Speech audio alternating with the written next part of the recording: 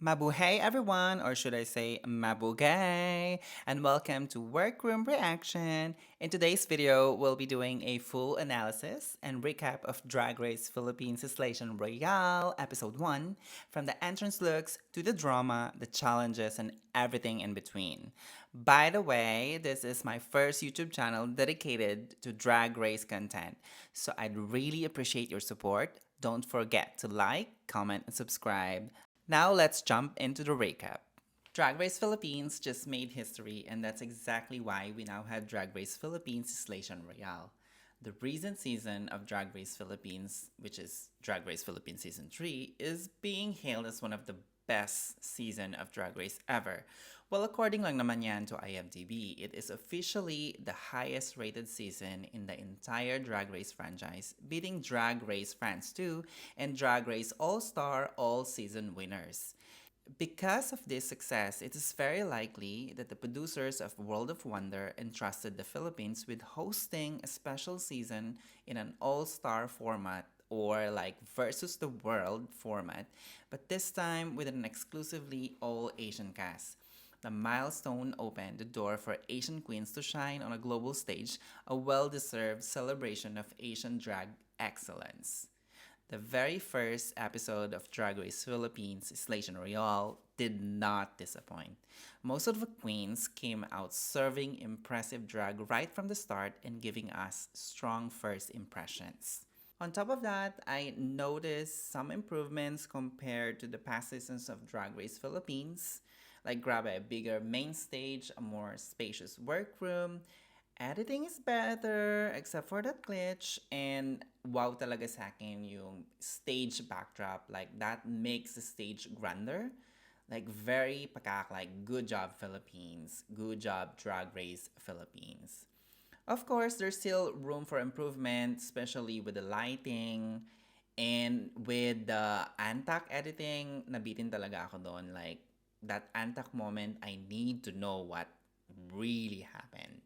But overall, this premiere gave us everything we could hope for, like the drag, the fierce drag, laughs, drama, and the promise of an unforgettable season. The cast featured 5 queens from the Philippines and 7 queens from around the world, including Canada, US, France, Thailand, Belgium, Australia, and the UK. Well, some queens brought stunning entrance looks, like my personal favorite for the entrance look were Vinya, Suki, Bernie, Siam Fusri, especially Brigading in that white gown, and Suki, stunning. Love the neon green hair wig. I love it. On the other hand, Madame Yoko and Something Wong weren't really my favorite. The costumey dress Madame Yoko wearing and Something Wong, that wig, I mean the look, I like the look, but the wig is killing me. I don't like it. I think Ivory Glaze, Kitty, Arizona, and Kiana are, have the safe look. But Kiana's attitude while walking is giving confidence, like big winner energy. One of the funniest moments is when Brigading had her back turned and Arizona joked that she was the token white person of the cast. And then Yua took it even further by saying Brigading had lost her culture. That was really, really funny. Siam really struggled delivering her lines, and I was cackling because I knew exactly what she's trying to say. Still, I really appreciate her effort in delivering in line in Tagalog. It was really a cute moment. And then there was Vinyas explaining her entrance look as the Manananggal look, but having such a hard time explaining it. It was really funny. The way the other girls are laughing just made the moment even better. Then Mama Pao announced the very first minute challenge, which I don't like it. A choreography dance battle. It was such a fun start, but why I feel like the Filipino queens already knew what was coming. Their wigs were lack and ready for battle, while the most of the international girls looked surprised and kinda unprepared. Suki and Ivory even had their wigs come flying off mid-performance. I don't like it. In the end, Kiana snatched the win, but for me, the real winner was Arizona. The way she took off her wig and then split it in half had me giggling. It was really funny.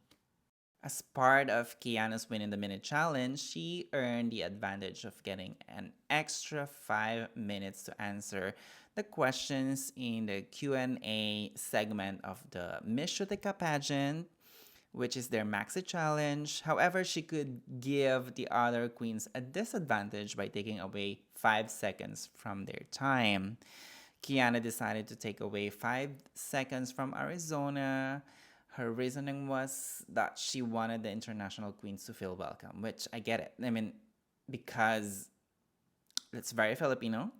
We wanted our guests to feel welcome and comfortable. That's really, really Filipino. I understand her intention, but this decision sparked an untucked moment.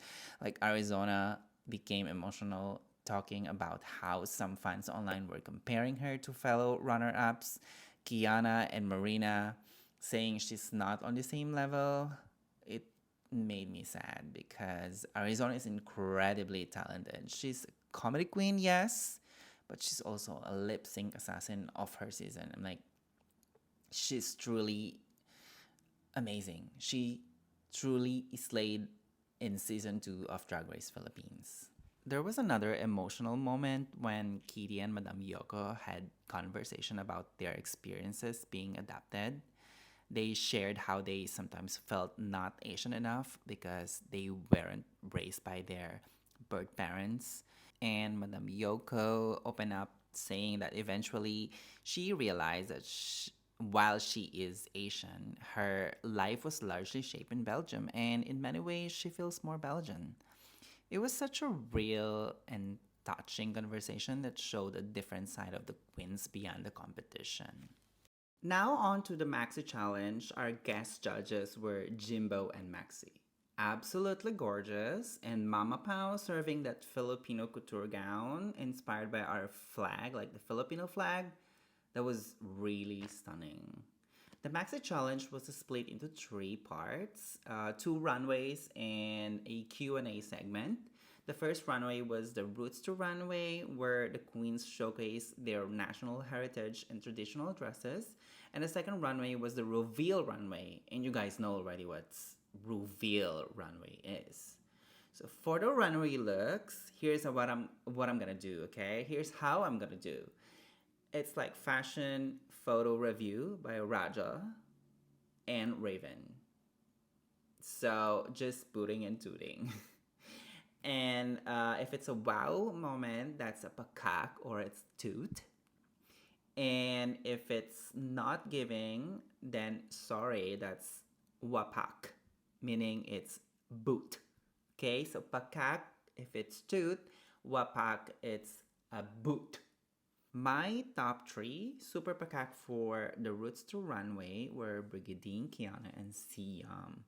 Brigadine looks so classy and elegant in her monochromatic terno, and the headpiece, it's really wow, like very polished. Siam really represented her country beautifully with her outfit, and I love that she included the rainbow and trans flag details, plus the rubage was everything, since she never got a chance to earn one in her season. And Kiana, the Carabao look was just really wow. She referenced the Carabao, an animal that farmers in the Philippines used to carry heavy goods and work the rice fields. The added detail of the basket on her back really tied the story together. Such a smart and powerful look. And I felt this one on a personal level because we actually used to have a Carabao back home helping my father on a rice field. That's why this look connected with me so much. It wasn't just beautiful, it was meaningful. Now, for the ones that didn't quite land for me, Madame Yoko's look just wasn't it. The flat collar, off proportions, and even the crotch showing, her body is not bodying. I'm sorry.